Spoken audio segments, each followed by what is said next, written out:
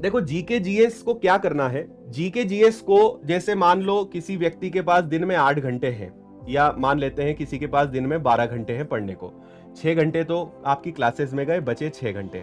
तो आपको इस 6 घंटे में क्या करना है, 1 से 2 घंटे जीके जीएस को देना है, साइंस को देना है, और मैं बात कर रहा हूं सेल्फ स्टडी की। और आपका 3 से 4 घंटे का जो समय है, और या इससे ज्यादा आपको मैथ्स का, रीजनिंग का, या जो भी है उस पे समय देना है।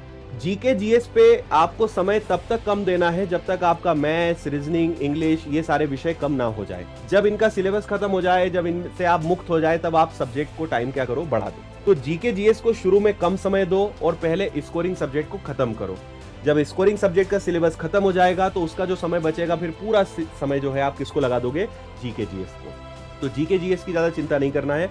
आप आज सबसे पहले जो आपका टारगेट है उसमें देखना कि क्या क्या विषय पूछे जाते हैं और किस विषय से कितने प्रश्न आते हैं। और जीके जीएस को केवल एक सब्जेक्ट मत मानो, आप ये देखो कि इतिहास से कितने सवाल आए, ज्योग्राफी से कितने सवाल आए, पॉलिटी से कितने आए, बायो से कितने आए, और मैथ्स से कितने, रीजनिंग से कितने, करंट अफेयर से कितने, स्टैटिक जीके से कितने। जिन 4 विषयों से सबसे ज्यादा सवाल आए, सबसे पहले उनको पढ़ना है। उनमें से जब खत्म हुआ अगला उठाएंगे, फिर खत्म हुआ अगला उठाएंगे।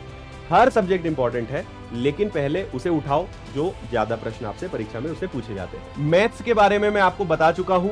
मैथ्स का सिर्फ और सिर्फ एक ही इलाज है, और वो है ढेर सारी प्रैक्टिस। कोई शॉर्टकट नहीं है, कोई दवाई नहीं है, कोई पुड़िया नहीं है, कुछ नहीं है।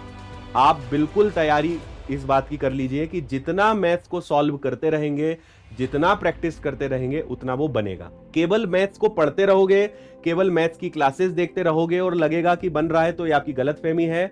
जितना मैथ्स में प्रैक्टिस करोगे उतना मैथ्स आपसे अच्छे से बनेगा। और मैथ्स में आप भूलते तब है जब आप मैथ्स की प्रैक्टिस बंद कर देते हैं। आपने परसेंटेज आज पढ़ा, अब परसेंटेज को 1 महीने तक नहीं देखा, आप भूल जाओगे।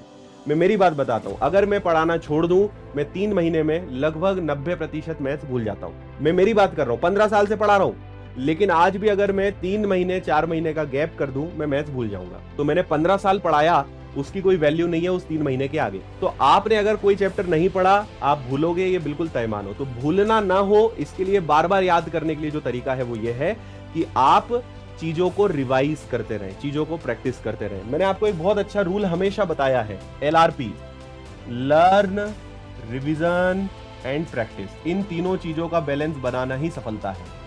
सीखते भी रहना है, क्लासेस भी पढ़ना है, रिवीजन भी करना है, प्रैक्टिस भी करना है। इन तीनों चीजों का बैलेंस बनाना है, तभी आपका सिलेक्शन होगा।